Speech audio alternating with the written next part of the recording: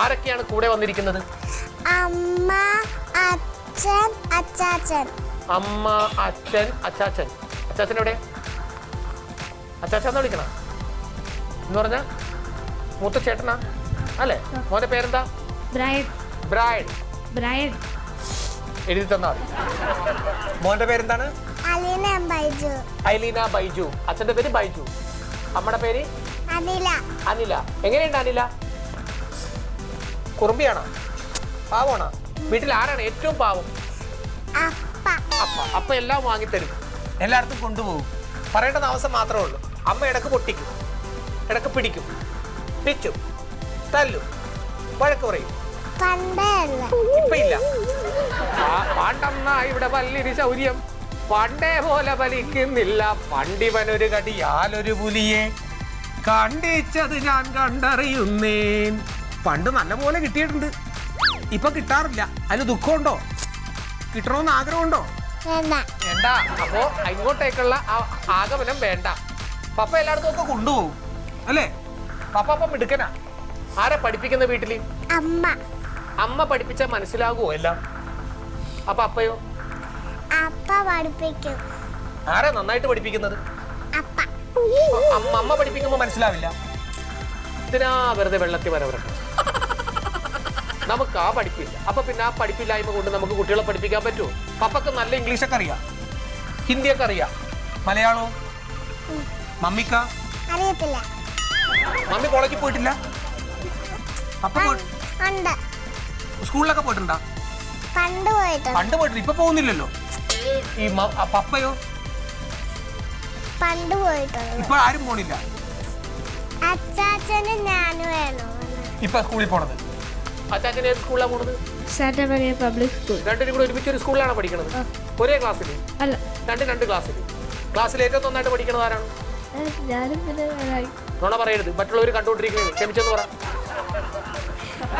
ഞാൻ അറിയാതെ പറഞ്ഞു പോയ ടീച്ചർ എന്ന് പറ. സത്യം ടീച്ചറെ, ഞാൻ നിരപരാധിയാണ്. ഞാൻ ചോദിച്ചപ്പോ പറയണത് മിടുക്കൻ ഞാനാണെന്നാ പറയണത്. മോന്റെ ക്ലാസ്സിൽ നന്നായിട്ട് പഠിക്കുന്നത് ആരാണ്?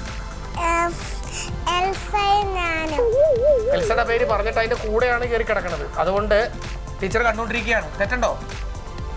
ഓണപരീക്ഷ കഴിഞ്ഞു, എല്ലാത്തിനും പാസ്സാകുമോ? എത്രത്തിന് തോക്കും? അഥവാ തോക്കാൻ സാധ്യതയുണ്ടെങ്കിൽ ഏതിനായിരിക്കും?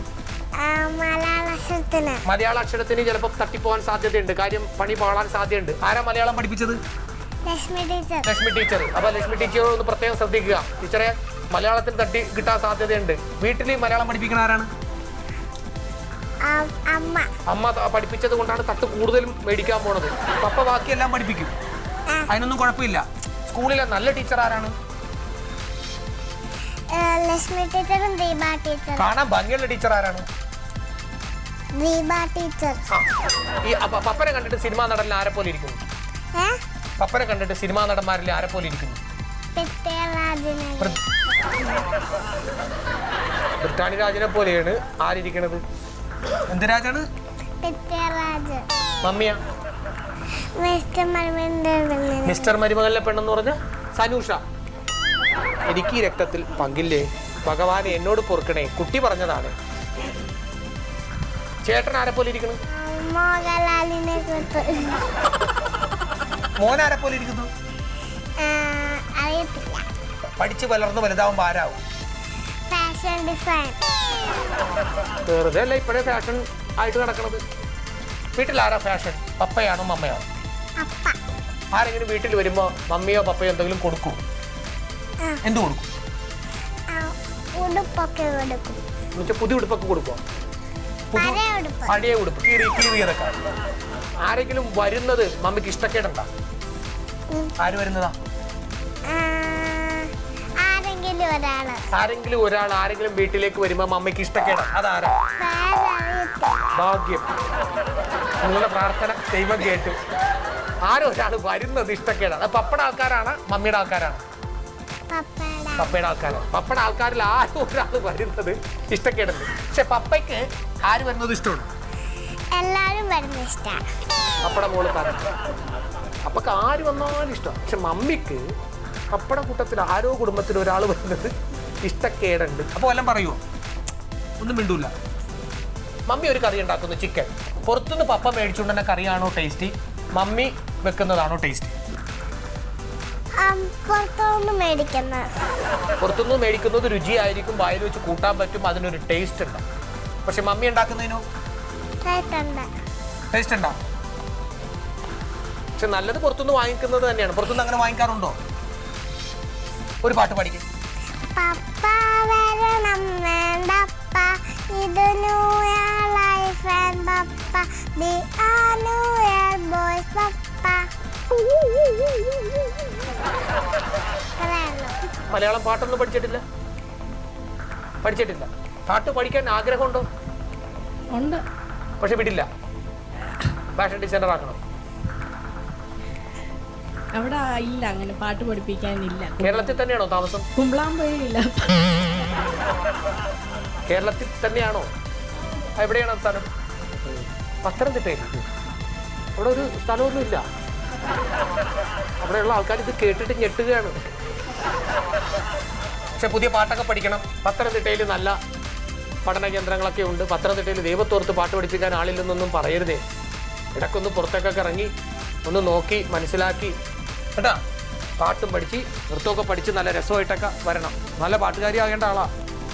ഫാഷൻ ഡിസൈനർ ആക്കി കളയാൻ പോവാ.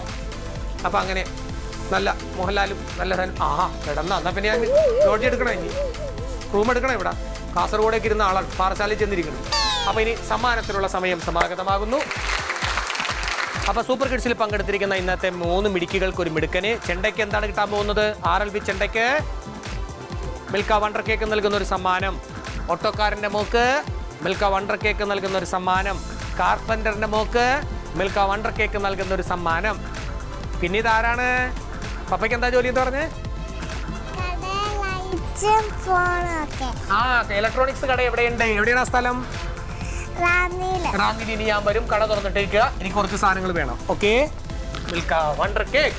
അപ്പോൾ കണ്ടില്ലേ, കേട്ടില്ലേ ഇവരുടെ കുസൃതികൾ, വികൃതികൾ? ഇപ്പം സന്തോഷമായി. സമ്മാനം കിട്ടിക്കഴിഞ്ഞപ്പോൾ നല്ല പുഞ്ചിരിയായി. ബ്ലാക്ക് ബോർഡിൽ വെളുത്ത ചോക്ക് കൊണ്ട് എഴുതിയതുപോലെ ചിരിയൊക്കെ വന്നു അല്ലേ? സന്തോഷമായി. ഇതാണ് അവരുടെ രസം, ഇതാണ് അവരുടെ രഹസ്യം. അപ്പോൾ സമ്മാനം കിട്ടി. ഇനി നമുക്ക് അടുത്ത ദിവസം വീണ്ടും കാണാം. എല്ലാവർക്കും സുഖനിദ്ര.